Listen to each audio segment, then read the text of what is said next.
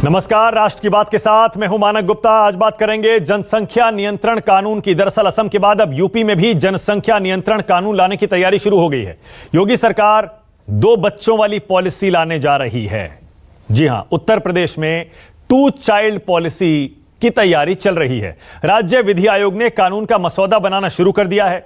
विधि आयोग 2 महीने में अपनी रिपोर्ट राज्य सरकार को सौंप देगा। आयोग बढ़ती जनसंख्या से पैदा हो रही समस्याओं और दूसरे राज्यों में लागू कानूनों का भी अध्ययन करेगा।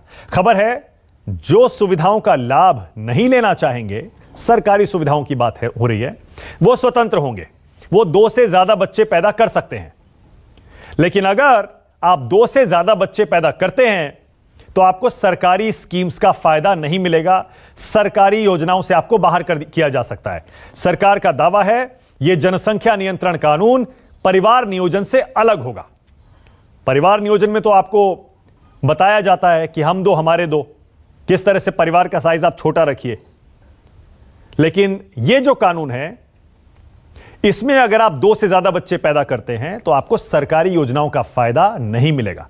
राज्य विधि आयोग ने कहा है यह किसी धर्म विशेष या मानवाधिकारों के खिलाफ नहीं है। कानून बनाकर सख्ती बरतने का भी कोई विचार नहीं है।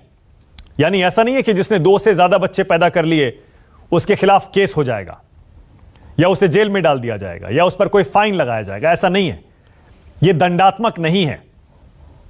बस यह है, अभी तक जो खबर आ रही है यह है कि अगर आप 2 से ज्यादा बच्चे पैदा करते हैं तो जो सरकारी स्कीम्स का आपको फायदा मिल रहा है वो रोका जा सकता है।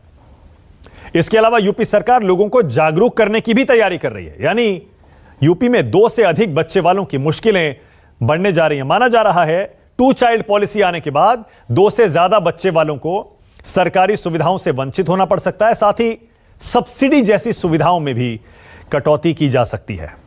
यूपी विधि आयोग के अध्यक्ष आदित्य मित्तल की माने तो बढ़ती जनसंख्या से समस्याएं पैदा हो रही हैं। जो लोग जनसंख्या नियंत्रण में सहयोग दे रहे हैं उन्हें सरकारी सुविधाओं का लाभ मिलते रहना चाहिए, लेकिन जो लोग पालन नहीं कर रहे हैं उनको पालन करना चाहिए। साथ ही उन्होंने कहा जो इन सुविधाओं का लाभ नहीं लेना चाहते, सरकारी स्कीम्स का फायदा नहीं लेना चाहते, वो स्वतंत्र हैं। साथ ही उन्होंने दावा किया जनसंख्या नियंत्रण परिवार आयोजन से अलग है, जैसा मैंने पहले बताया, और किसी भी धर्म विशेष के खिलाफ नहीं है, ह्यूमन राइट्स के खिलाफ नहीं है। वहीं असम के सीएम हिमंता बिस्वा शर्मा ने राज्य के अल्पसंख्यक मुस्लिम लोगों से जनसंख्या नियंत्रण के लिए एक अच्छी परिवार नियोजन नीति अपनाने की अपील की है। आपको बता दें, देश के कई राज्यों में पहले से ही 2 चाइल्ड पॉलिसी लागू है। मध्य प्रदेश हो, राजस्थान हो, महाराष्ट्र हो, और भी कई राज्य हैं, गुजरात है, यहां पर 2 चाइल्ड पॉलिसी लागू है। हालांकि इन राज्यों में फिलहाल पंचायत और ग्रामीण स्तर पर ही ये नियम कानून लागू हैं।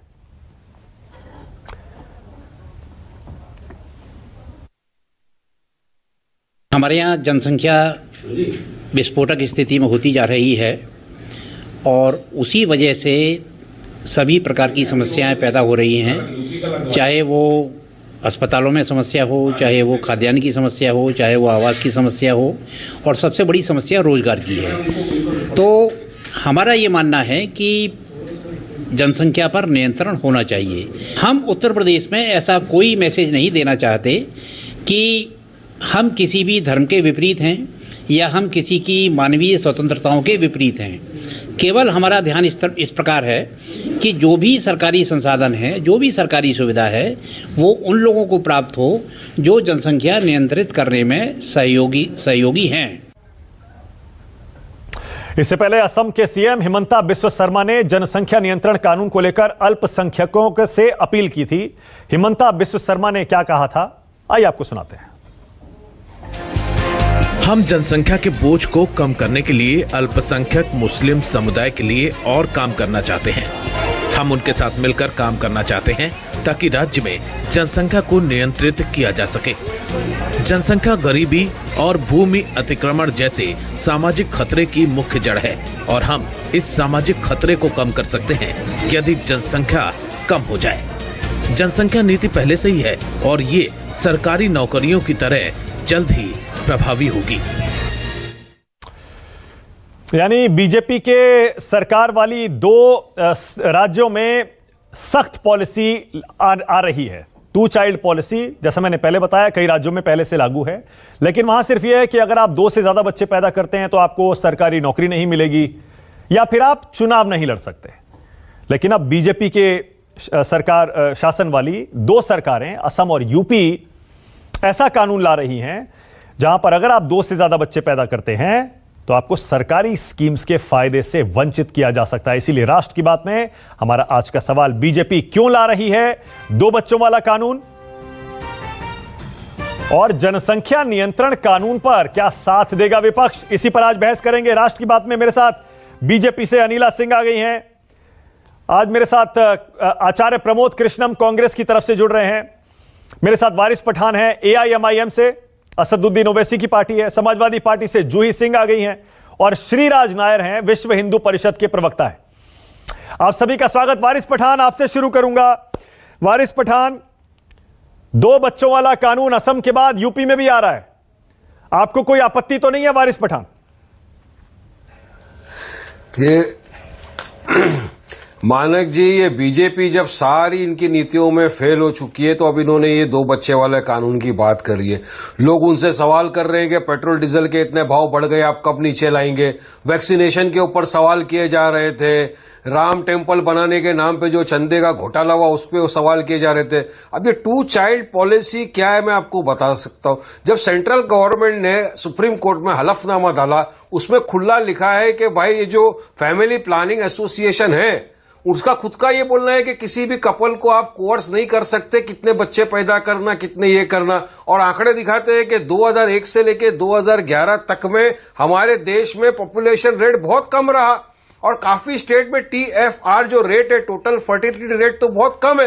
तो फिर किस तरह से ये पॉलिसी लाएंगे? और पॉलिसी में क्या अब से अगर 2 बच्चे पैदा नहीं किए उसके लिए मोदी सरकार कोई चीज नहीं देगी, या पहले से जिनके पास बच्चे हैं उनके आप दूसरी, जो इनके महाराज, बड़े बड़े महाराजों ने कहा 10-10 बच्चे पैदा करो, तो उनका क्या करेगी बीजेपी सरकार? क्या है मोदी साहब के पास उसका जवाब?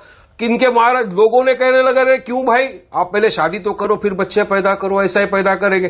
ये डेटा देखते रहिए। सुप्रीम कोर्ट के अंदर एफिडेविट में खुद लिखा है कि भाई वी डोंट वांट दिस, हमको पॉपुलेशन कंट्रोल के अगेंस्ट है, मगर फिर भी हेमंत बिस्वा शर्मा आके ये बात कर रहे हैं, योगी जी आके ये बोल रहे हैं। अब कुछ नहीं, ये अब सबको समझ में आ गया है, यूपी का चुनाव की तैयारी भाजपा सरकार ने शुरू कर दी। अब वो इसी तरह की पॉलिसियों के ऊपर डिपेंड हो गए, क्योंकि इनकी सारी जो बेसिक पॉलिसीज जो इन्होंने लाए थे सब में फेल हो चुके हैं।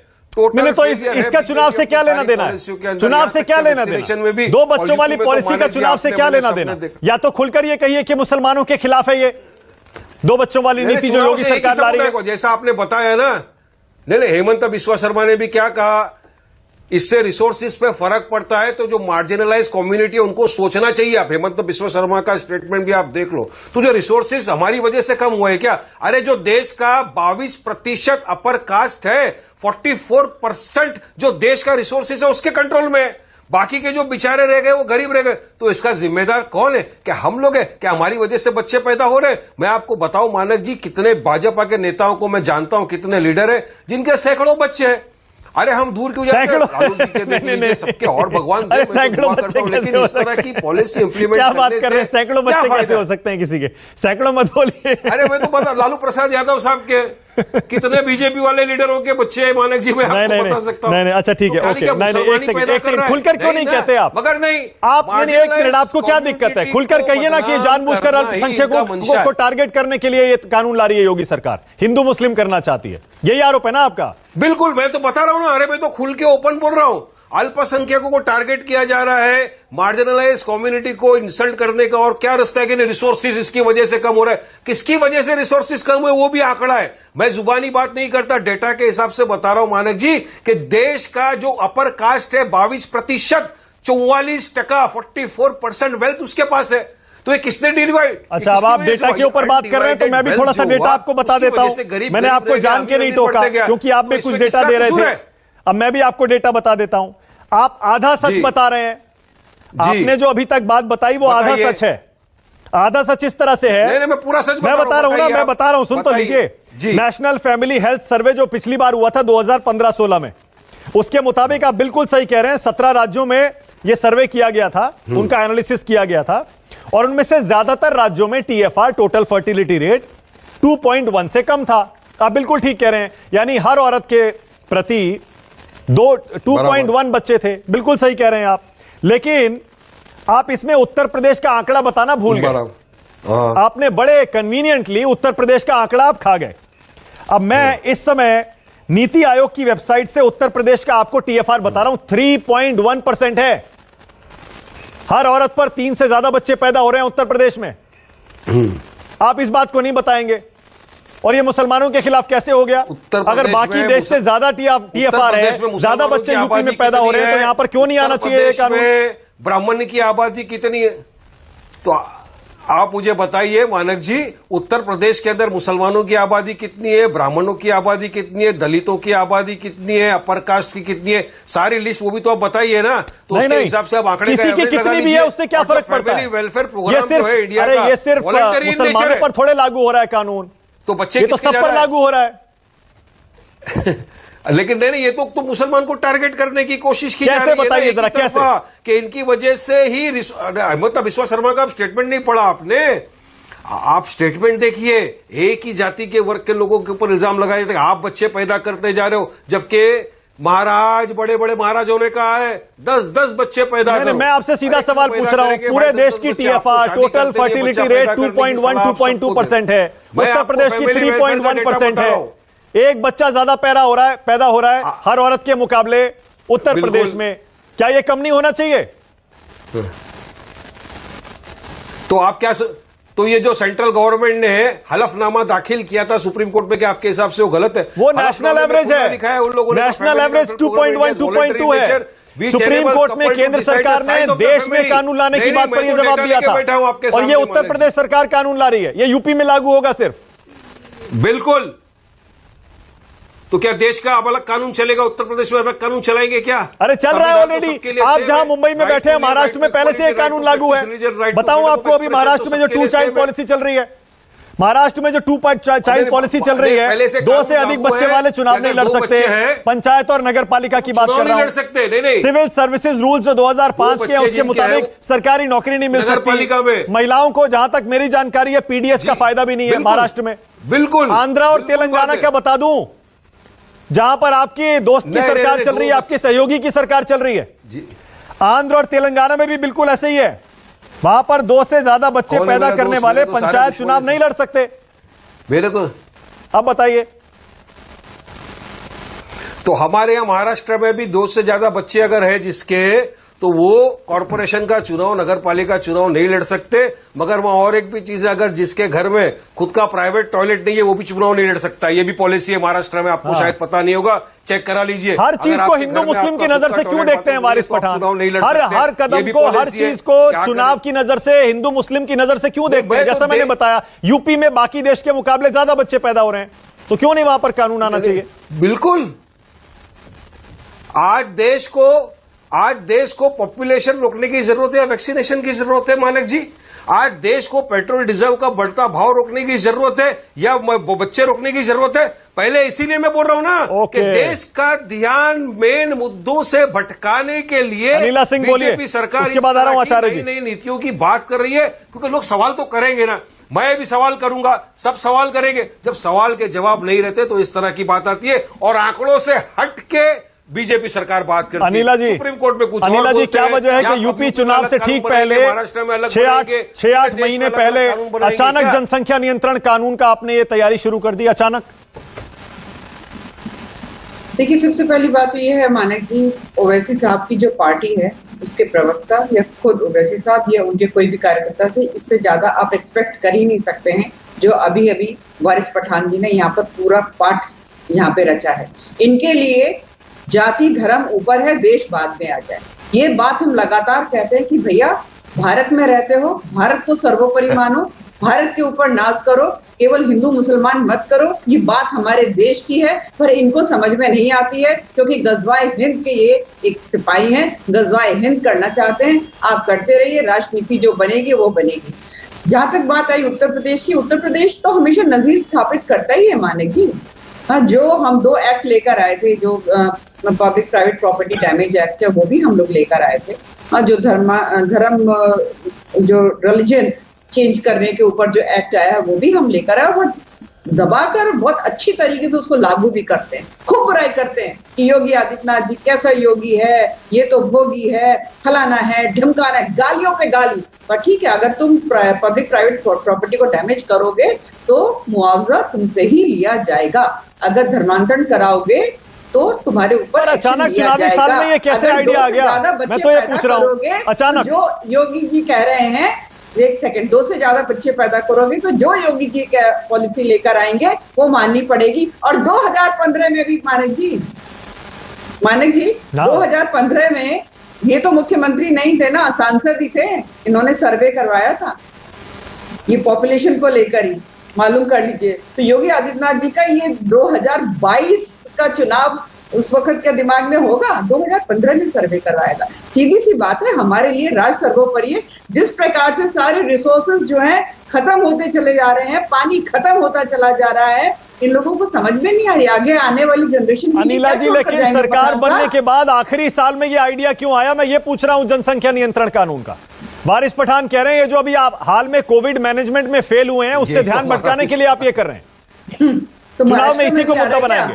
कोरोना का सेकंड वेव बॉम्ब तो वहीं से फूटा था। चंदा घोटाला देखिए, ऐसा है, जितना वारिस पठान साहब जितनी ऐसी बातें करेंगे, मैं तो ये कहती हूँ कि बिल्कुल इनकी पोल पट्टी खुल रही है।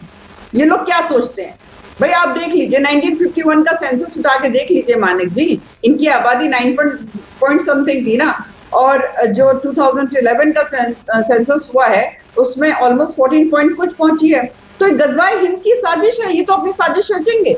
बाकी जितने भी धर्म है वो सब कम हो गए। और उत्तर प्रदेश में तो नेशनल एवरेज से ज्यादा फर्टिलिटी रेट है, यहाँ तो लागू होगा ही होगा। भाजपा के नेताओं के साथ ज्यादा इनको परेशानी हो रही है उत्तर प्रदेश के मुसलमान भाइयों को आके कन्विंस करिए। नेताओं के बच्चे ये हैदराबाद लेके जाएंगे। अनिला जी, ओके। लालू जी भी गजवाइन से ताल्लुक रखते हैं क्या? उनके भी काफी माशाल्लाह बच्चे हैं। नहीं, लालू जी का जवाब अनिला जी नहीं दे सकती, आरजेडी के प्रवक्ता इस पैनल में नहीं है। लेकिन अनिला जी, आपने जवाब नहीं दिया। मैंने कहा 4 साल हो गए आपकी सरकार को, 1 साल बचा है यूपी में, आप 5वें साल में ही आइडिया क्यों आया अचानक? अरे मैं आपको बता तो रही हूँ, 2015 में योगी आदित्यनाथ जी ने ये सर्वे करवाया था, जब तो सांसद थे। इनकी तो सोच जब से चल रही है। आप पर आरोप लग रहा है ध्यान भटका रहे हैं आप, कोविड में फेल हो गए इसीलिए ध्यान भटका रहे हैं आप। मानक जी 2 इंपॉर्टेंट एक्ट्स जो धर्म परिवर्तन को लेकर और पब्लिक प्राइवेट प्रॉपर्टी को डैमेज करने वाले जो एक्ट थे वो कब आए? वो क्या चुनाव आ रहे थे 2022 के? हम तो लेते हैं कदम उठाते हैं। अच्छा अनिला जी, ओके, एक और सवाल। हाल में उत्तर प्रदेश में जो हॉस्पिटल्स की कमी हुई, आईसीयू की कमी हुई, ऑक्सीजन की कमी हुई, दवाओं की कमी हुई, क्या वो सब जनसंख्या की वजह से हुई थी अनिला जी? हाँ, एक कारण है। 25 करोड़ की आबादी वाला मेरा प्रदेश है और एक फेज ऐसा आया था कुछ दिनों के लिए, जबरदस्त ये फैल गया था इन्फेक्शन, तो उस वक्त कमी पड़ी थी। बोलिए आचार्य प्रमोद कृष्णम, उसके बाद आ रहा हूं जूही जी और श्रीराज नायर। आचार्य प्रमोद कृष्णम, क्या दिक्कत है आचार्य जी बताइए ना। मानक जी, आप तो खुद आप अमेरिका देख लीजिए, यूएसए, यूके, जर्मनी, फ्रांस, सबकी हालत खराब हो गई थी। और मेरा उत्तर प्रदेश अब 2.5 गुना आबादी है यूएसए की। आचार्य जी बोलिए, आचार्य जी क्या दिक्कत है अगर बाकी देश से ज्यादा आबादी बढ़ रही है यूपी में तो ऐसे कानून में? यूके की माफ। भाई मानक जी, दिक्कत बिल्कुल भी कोई नहीं है। मेरी दादी कहा करती थी कि भैया बालक जो है ना, ये भगवान की प्रसाद हैं, परमात्मा के प्रसाद हैं, ये भगवान जी पैदा करते हैं। भगवान जी जिस पे कृपा करते हैं उसके घर बालक ज़्यादा होते हैं। तो और हमारी नानी के बच्चे थे 8, 6 हमारी मौसियाँ थीं, 2 हमारे मामा थे, और हम लोग 7 भाई बहन हमें। तो अगर पॉपुलेशन कंट्रोल बिल लाते हैं तो इसमें सवाल हिंदू मुसलमान का नहीं है। मैं तो ये कहना चाहता हूँ कि क्या ये बिल केवल ये कहता है या ये कानून बनाने जो जा रहे हैं, अनिला जी जवाब दें इसका, कि सिर्फ मुसलमानों पे लागू होगा या ये सब पे लागू होगा? दूसरा, देश के अंदर जब देश को आज़ादी मिली तो ये तो बच्चे पैदा होना और बच्चे पैदा ना होना, ये बहुत सी चीज़ों पर डिपेंड करता है। पंडित नेहरू के तो उस ज़माने में भी एक ही बेटी थी, इंदिरा गांधी, उसने इतना नाम कमाया और देश के लिए शहादत दी। लेकिन 20 साल पहले तक हिंदुओं में भी मुसलमानों में भी ज़्यादा बच्चे होते थे। लोग इसको भगवान का प्रसाद मानते हैं।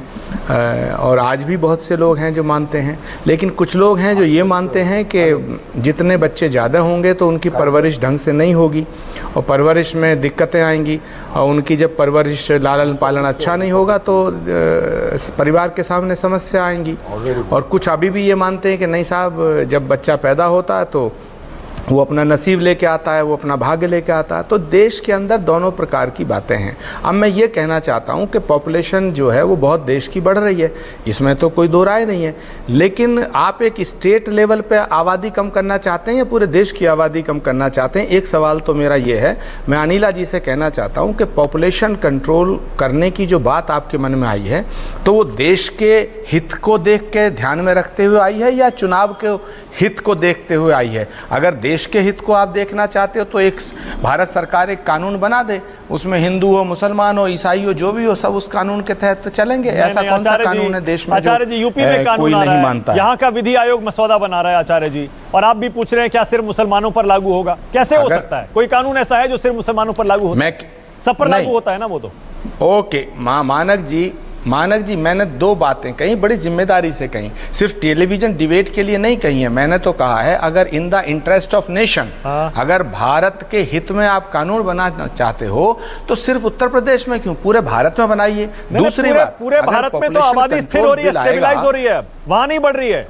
सिर्फ 3-4 राज्य ऐसे हैं जहां पर नेशनल एवरेज से ज्यादा TFR है, यानी टोटल फर्टिलिटी रेट। ओके मानक 10 सेकेंड। ओके मानक, मैं कह रहा हूं अगर उत्तर प्रदेश में आपको लगता है कि यहाँ की आबादी बहुत बढ़ रही है तो ये जो कानून बनेगा ये तो हिंदुओं पे, मुसलमानों पे, सब पे लागू होगा। इसमें किसी को डरने की क्या जरूरत है? आप बना दीजिएगा, मैं तो स्वागत करूंगा इसका, बनाइएगा। बहुत बढ़िया, बना दीजिएगा। बहुत बढ़िया, बहुत बढ़िया। लेकिन आचार्य जी को मन ही मन जो इशारों में कह गए कि मुसलमानों पर लागू होगा क्या, इसका मतलब आचार्य जी को भी शक है इस बात का। जूही सिंह, क्या आपको भी ऐसा लगता है कि सिर्फ हिंदू मुस्लिम करने के लिए या चुनाव में एक मुद्दा बनाने के लिए कानून लाया जा रहा है?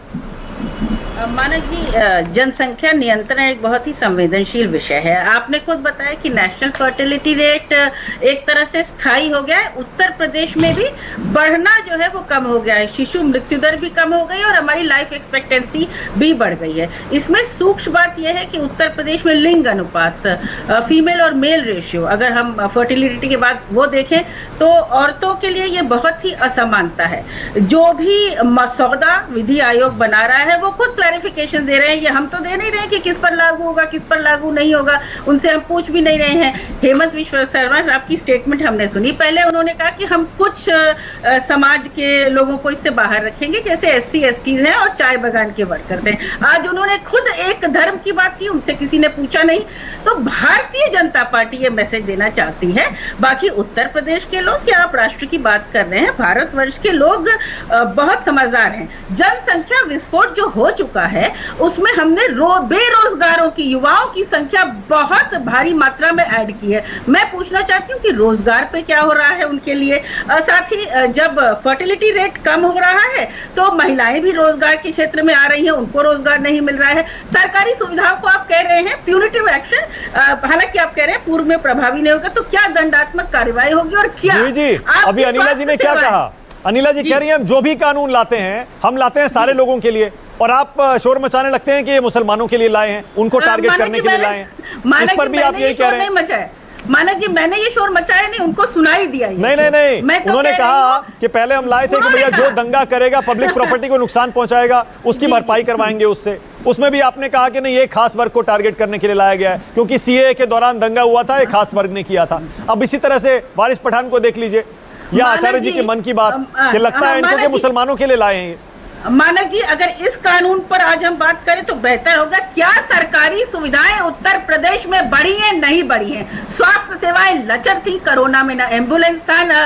अनिला जी कह रही हैं अगर आबादी कम होती, और इसके लिए आपको जिम्मेदार ठहरा रही हैं एक तरह से, अगर आपने आबादी कम करने के लिए कदम उठा लिए होते, कोविड में ये हाल नहीं होता उत्तर प्रदेश। देखिए अनिला जी, जैसी मैं मसलेपन की बात करती भी नहीं हूँ, मैं गंभीर हूँ, आंकड़ों के साथ बात करूंगी। आज आप कानून ला रहे हैं, वर्तमान की बात करिए, और साथ ही आपने इंफ्रास्ट्रक्चर, रोजगार स्वास्थ्य इंफ्रास्ट्रक्चर के लिए क्या किया, आपने रोजगार बढ़ाने के क्या किया, आपने महिलाओं को रोजगार देने के लिए क्या किया, आपका रोजगार आयोग कहाँ है, आपका स्किल डेवलपमेंट कहाँ है, आप किसानों के लिए क्रय केंद्र भी नहीं खोल पा रहे हैं। जूही जी, आप इसे सपोर्ट करेंगे या नहीं करेंगे, सीधा सीधा बताइए। मैंने आपको बताया 3.1% है। मसौदा देखकर मानक जी हम उत्तर प्रदेश के निवासी हैं, मसौदा आएगा विधि आयोग का, मसौदे को पढ़ेंगे, उस पर अपनी स्पष्ट राय रखेंगे और पहले अगर हमें किसी चीज से लगेगा कि इसको बदलना आवश्यक है, उत्तर प्रदेश सरकार से विधानसभा के पटल पर यह बात कहेंगे। हमारे लिए इस तरह की चीजें न तो अनिला जी मुस्कुरा रही हैं, लिंग अनुपात इनको समझ में नहीं आ रहा है, थोड़ा सा इलीगल अबॉर्शंस पे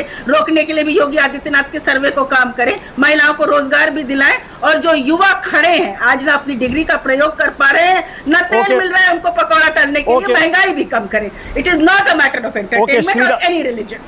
ओके श्रीराज, एक तो मुझे ये बताइए, सरकारी स्कीम से अगर लोगों को बाहर करने की आप सजा देंगे जो 2 से ज्यादा बच्चे पैदा करेगा, इससे आपको लगता है कोई असर होने वाला है? क्योंकि बहुत सारे लोग कहते हैं इससे उल्टा असर होगा। देखिए, सरकारी स्कीम के बाद क्या होगा इसके बारे में मैं इतना नहीं बता पाऊंगा, क्योंकि आपके यहाँ भाजपा की प्रवक्ता बैठी है, वो इस विषय में ज्यादा बता पाएंगे। अरे आप अवश्य बात करूंगा भाई, इसीलिए आपसे पूछ रहा हूँ। वीएचपी के प्रवक्ता, वीएचपी के लोग जमीन पर ग्रास रूट्स में काम करते हैं, इसीलिए पूछ रहा हूं। मैं तो चाहता हूँ इससे भी थोड़ा और हार्ड सेक्शन होना चाहिए। देखिए, ये जो है अभी वारिस पठान साहब या स्वामी जी या जूही जी ने जो कहा, ये विक्टिम क्राइम करना बंद करना चाहिए। कोई भी सरकार किसी भी प्रकार का विधेयक लाती है या कोई भी निर्णय लेती है तो तुरंत इसको हिंदू मुस्लिम बना करके अपने वोट बैंक को लेकर के इनसिक्योर होना वो बंद होना पड़ेगा। राष्ट्रीय हित को सर्वोपरि रखे बगैर अपने वोट बैंक पॉलिटिक्स की तरफ ही इनका ध्यान जाता है। हम सब जानते हैं इस देश का पार्टीशन इसलिए हुआ था कि डेमोग्राफी बदल गई थी, और आज भी अगर हम जानते हैं, आप जिस प्रकार से हेमंत विश्व शर्मा जी का बयान देखते हैं, जिस प्रकार से एक समुदाय के लोग धड़ल्ले से सिर्फ बच्चे पैदा कर रहे हैं और छोड़ते हैं और एक इस पूरे सिस्टम के ऊपर एक भार बन रहे हैं, उससे सिस्टम के ऊपर बहुत बड़ा भार हो रहा है। ऐसी बात कर रहे हैं श्रीराज, एक सेकंड बिल्कुल, श्रीराज मुझे घोर आपत्ति है, श्रीराज एक सेकंड, मुझे घोर आपत्ति है इस पर। आपका ये कहना कि सिर्फ एक, सुन तो लीजिए, मेरी बात सुन लीजिए, आप बोलिएगा, मैं आपको जवाब देने का मौका दूंगा। सवाल मेरा ये है, आप ये किस आधार पर कह रहे हैं कि सिर्फ एक ही समुदाय, एक ही वर्ग के लोग धड़ल्ले से बच्चे पैदा कर रहे हैं और देश पर बोझ बनते जा रहे हैं संसाधनों पर? सिर्फ एक समुदाय के लोग, मुझे आंकड़े बताइए। 1947 के बाद उस विशेष समुदाय के, सुनिए, 1947 के बाद आज के आंकड़े देखिए, जो ऑफिशियल है और अनऑफिशियल दोनों है। जिस प्रकार से ये बोलते हैं ऑफिशियल हमारे 25 करोड़ है, अनऑफिशियल हम 40 करोड़ है, यहाँ पे हम दिखा देंगे, ये सब ये उसी का परिणाम है। तो कहीं ना कहीं ये 2 बच्चों की पॉलिसी है, वो देश में सभी लोगों के लिए लागू है, तो इसको इन प्रिंसिपल सभी को एक्सेप्ट करना चाहिए। और ओके श्रीराज, दो सवाल मेरे। आपने कहा और हार्श पनिशमेंट होना चाहिए, आपने ये कहा ये सरकारी स्कीम से बाहर करने से कुछ नहीं होगा। आपके हिसाब से क्या सजा होनी चाहिए जो 2 से ज्यादा बच्चे पैदा करे? देखिए, मैं कोई पॉलिसी मेकर नहीं हूं या लॉ मेकर नहीं हूं, पर ये हमारा व्यक्तिगत हम ये मानते हैं कि इस प्रकार से केवल एक औपचारिक तौर पे बोलेंगे सरकारी संसाधन इनको दिए नहीं जाएंगे या ग्रामीण चुनावों में नहीं खड़े, वहां कॉन्टेस्ट करने नहीं दिया जाएगा, इससे कुछ नहीं होने वाला। ये जो आज जो पास में हमको इतिहास और हिस्ट्री से हमको सीखना चाहिए कि इस पॉपुलेशन और डेमोग्राफी। मैंने आपसे पूछा क्या सजा होनी चाहिए, आप ही ने कहा ना और हार्श पनिशमेंट होना चाहिए। क्या जेल होनी चाहिए? भुजाएं कटी है, जेल होनी चाहिए। पाकिस्तान वो कहीं न कहीं ये डेमोग्राफी चेंज होने की श्रीराज, क्या जेल होनी चाहिए? श्रीराज, लार्जर जो डैमेज है उसके बारे में सोचना चाहिए। श्रीराज नायर, विश्व हिंदू परिषद के प्रवक्ता, मैं सीधा सवाल पूछ रहा हूं। आपने कहा और सख्त सजा मिलनी चाहिए जो 2 से ज्यादा बच्चे पैदा करे। मैं पूछ रहा हूं क्या जेल होनी चाहिए या फाइन होना चाहिए, क्या सजा होनी चाहिए? बिल्कुल, इसके बारे में सजा होनी चाहिए। जब एक निर्णय पास हो जाएगा सर्वसम्मति से, जब सारे लॉ मेकर्स मिलकर के अगर एक कानून पारित हो जाता है तो कड़ी सजा होनी चाहिए। और क्या पूरे देश में लाएंगे इसे? क्या आपकी मांग है इसे पूरे देश में लाया जाना चाहिए? हम तो चाहते हैं पूरे देश में होना चाहिए। बोलिए आचार्य जी कुछ कहना चाह रहे थे। बिल आना ही चाहिए और पॉपुलेशन और जनसंख्या नियंत्रण बिल देश में लागू होना चाहिए। ये देश की सुरक्षा के लिए आवश्यक है, ये देश के संसाधन जो सीमित रह गए उसके लिए आवश्यक है, देश की प्रगति के लिए आवश्यक है, यह पूरी तरह से देश हित में है। ओके, आचार्य जी बोलिए। आचार्य जी,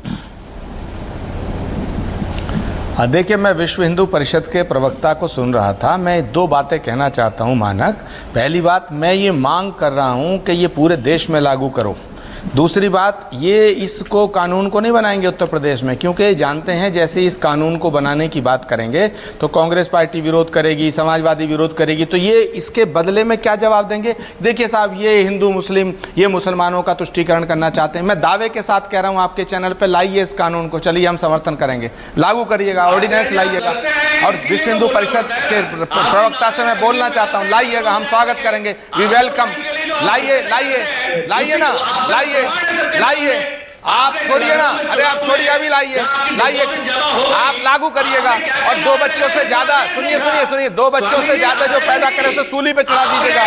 2 बच्चों से ज्यादा पैदा करने वाले को जेल भेजिएगा। मैं मांग कर रहा हूँ, चलिए मैं मांग कर रहा हूँ। अरे आप लाइए ना, आप फालतू की बकवास क्यों कर रहे हैं? आप बकवास क्यों कर रहे हैं? लाइए ना कानून, मैं स्वागत करूंगा। और 2 बच्चों से ज्यादा जो पैदा करे उसे सूली पे चढ़ाइएगा, उसे आईने से लगाइएगा, लाइएगा। बकवास करते हो, हिंदू मुसलमान हिंदू मुसलमान हिंदू मुसलमान करते हो, शर्म नहीं आती देश को बांटते हुए? अभी देश जाग चुका है, आपका ढकोसला लाइए, देश जाग चुका है। लाइए ना कानून, लाइए, हम स्वागत करेंगे।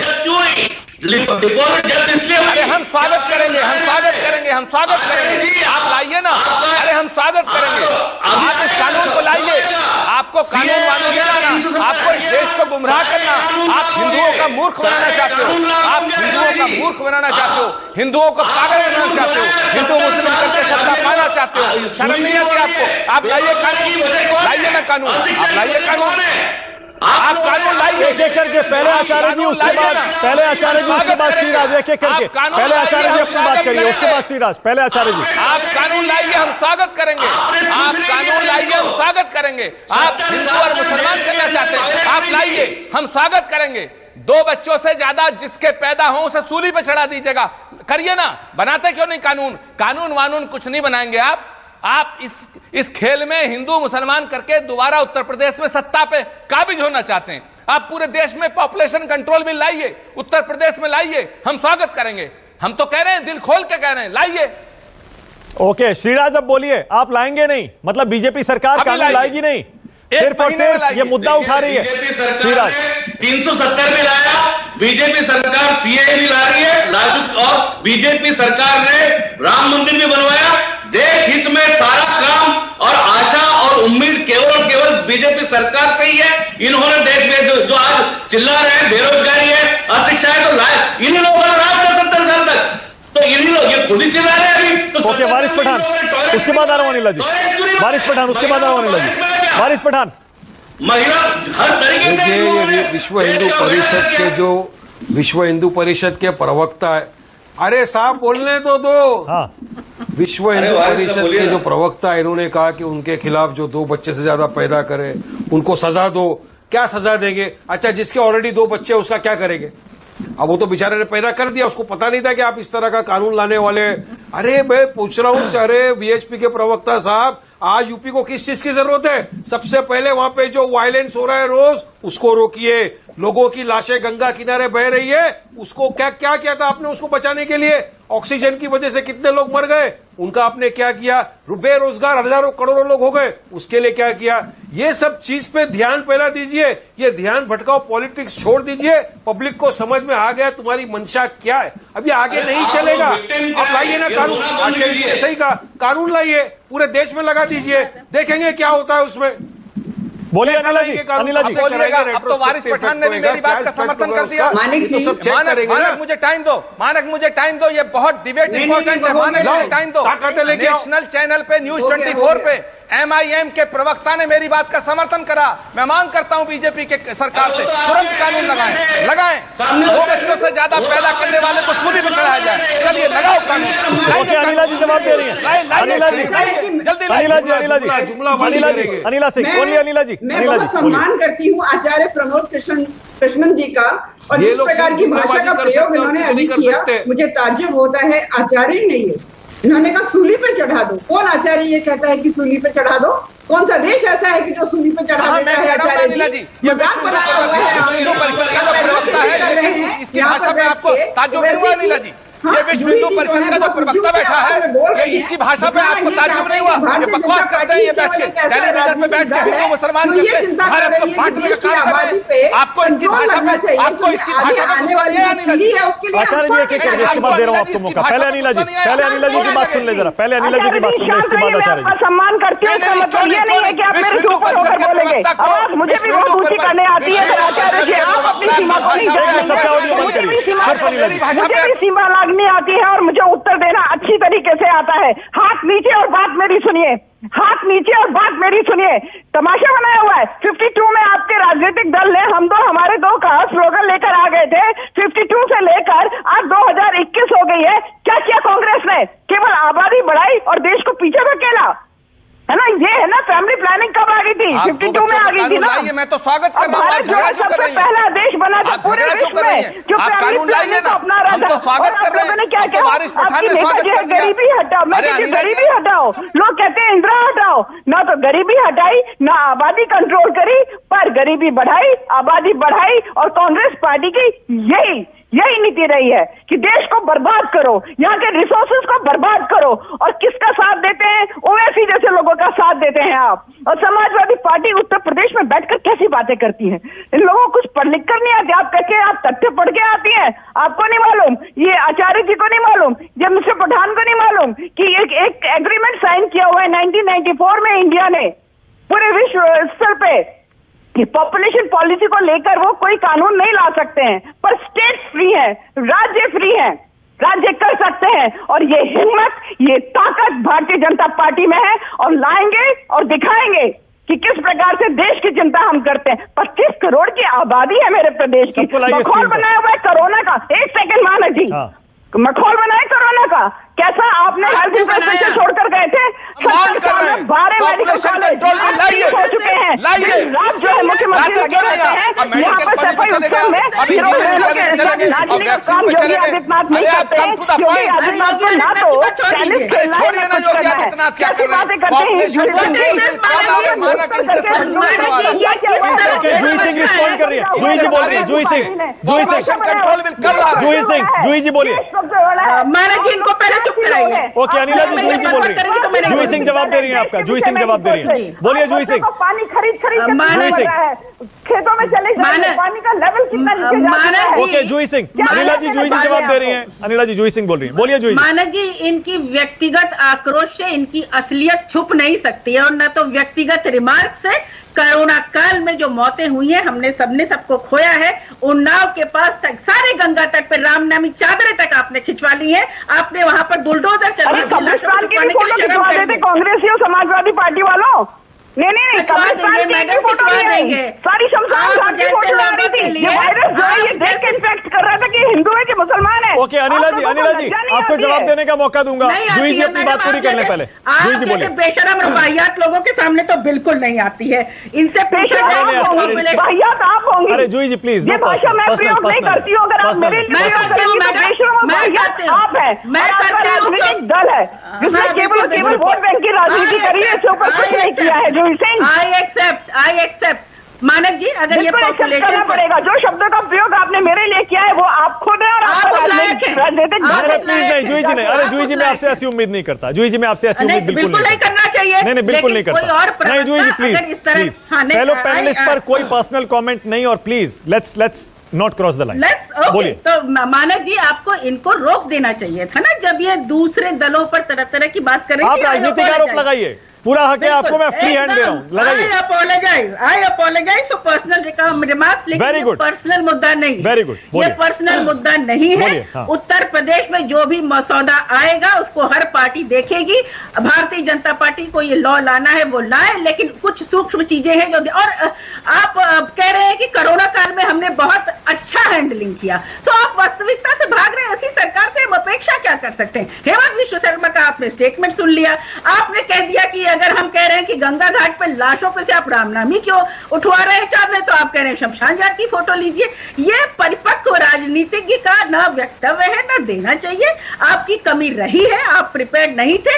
आप सरकारी सुविधाओं को कह रहे हैं कि हम वापस ले लेंगे उन लोगों से जो भी मसौदा आएगा। मुझे तो पता नहीं, तो सरकारी सुविधाएं हैं कहां? स्वास्थ्य सेवाएं कहाँ है मजबूत? आप उसमें क्या इन्वेस्टमेंट कर रहे हैं? ओके अनिला जी, रोजगार दिलाने के लिए क्या बोलिए कर अनिला रहे जी। हैं? आप महिलाओं आरोप बड़ा सीधा है, क्या कर रहे हैं? सीधा आरोप है अनिला जी, जूही सिंह का भी, आचार्य प्रमोद कृष्णम का भी, वारिस पठान का भी। वो ये कह रहे हैं आप जो फेल हुए लगाने के अलावा क्या कोविड में, इनके नेता क्या आप उससे ध्यान भटकाने के लिए आबादी पर ले जा रहे हैं मुद्दे को। नहीं, मैं उत्तर देती हूँ। इनके नेता करते क्या है? कोरोना काल में क्या क्या घर में बैठ के एयर कंडीशन रूम में बैठे हैं, टेनिस खेले हैं, क्रिकेट खेले हैं, इसके अलावा कुछ नहीं किया है। प्रियंका वाड्रा जाकर शिमला में बैठ गई है। ये इनके राज और मायावती कहाँ पर गायब है। तो ये बात करते हैं कोरोना पर कैसे की जाती है? कोरोना पर हैंडलिंग मैडम 25 करोड़ की आबादी, जहां पर महाराष्ट्र से जो कोरोना बॉम्ब फूटा हमारे यहाँ भी पहुंचा, बिल्कुल हैंडलिंग करी है, बिल्कुल हैंडलिंग करी है, अच्छी तरीके से हैंडलिंग करी है। उस वक्त हर राज्य में हालत खराब थी, परंतु आपको दिखाई नहीं देता क्योंकि आप हर चीज में हिंदू मुस्लिम करना चाहती हैं। तो बिल्कुल मुख्यमंत्री ने ये तो नहीं कहा कि अगर कानून आएगा हिंदू की बात कदम हम उठाएंगे, इस्तेमाल कर रही है, अगर कानून आएगा नागरिक के लिए होगा जो उत्तर प्रदेश में बात करता है और क्या वो हिंदू। ओके एक मिनट, वारिस पठान को लाइए। ओके एक सेकंड, ओके ऑलराइट, एक सेकंड, वारिस पठान को लाइए। वारिस पठान, उत्तर प्रदेश का फर्टिलिटी रेट मैं फिर से कह रहा हूं देश से ज्यादा है, यहां पर ज्यादा बच्चे पैदा हो रहे हैं। अगर इसे कंट्रोल करने की कोशिश की जा रही है, आचार्य प्रमोद कृष्णम कह रहे हैं कि आप सपोर्ट कर रहे हैं, खुलकर सपोर्ट कर रहे हैं या सिर्फ चुनौती दे रहे हैं? राजनीतिक चुनौती के लाकर दिखाइए, आप लाएंगे नहीं, अपना स्टैंड तो बताइए इस पर। चलो मैं तो बोल रहा हूं ना, पहले लाओ तो, अरे लाओ तो सही, उसमें देखा जाएगा किसके विरुद्ध में किसके फेवर में क्या है। लेकिन मैं अपने अनिला सिंह को 4-4 सवाल किए, उन्होंने एक भी सवाल का जवाब दिया क्या? पॉपुलेशन कंट्रोल करने से क्या जो इतने करोड़ों लोगों के रोजगार गया उनको रोजगार मिल जाएगा? पॉपुलेशन कंट्रोल करने से जो काला धन बाहर पड़ा है वो काला धन वापस आ जाएगा? मानक जी पूछिए इनको। पॉपुलेशन कंट्रोल करने से जो हजारों हमारे लोग मर गए क्या उनकी जिंदा वापस हो जाएंगे? वो पॉपुलेशन कंट्रोल करने से क्या डेल्टा, मतलब पॉपुलेशन कंट्रोल नहीं करनी चाहिए आप ये कह रहे हैं? अरे अपने फेलियर को छुपाने के लिए पॉपुलेशन कंट्रोल नहीं करनी चाहिए, अपने फेलियर को छुपाने के लिए किस हद तक गिरेगी होगी सरकार? क्या वायलेंस बंद हो जाएगा? बेकसूर मुसलमानों का लिंचिंग बंद हो जाएगा? बताइए मुझे, जो आज आप लोग बेकसूर मुसलमानों को पकड़ के मार रहे हैं, कभी किसी का ये वीडियो आ रहा है, वो वीडियो आ रहा है, सब बंद हो जाएगा क्या? अरे आपके पास नहीं, आप उनको से भटक गए, इसलिए आप इस तरह की बेहुदा बातें कर रहे हैं यहाँ पे बैठ के। क्या आपके पास ही जुबान है?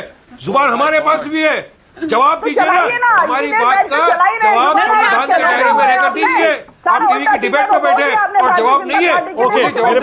ओके मेरे पास टाइम खत्म हो रहा है। मैं क्लोजिंग कमेंट श्रीराज नायर आपको दे रहा हूं।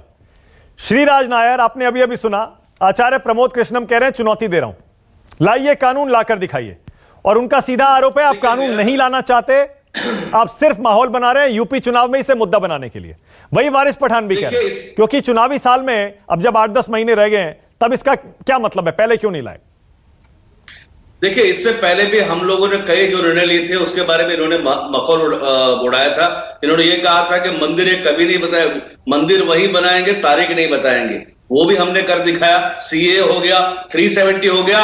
तो मुझे पूरा विश्वास है आदरणीय नरेंद्र मोदी के समय में ही ये भी कानून लागू हो जाएगा।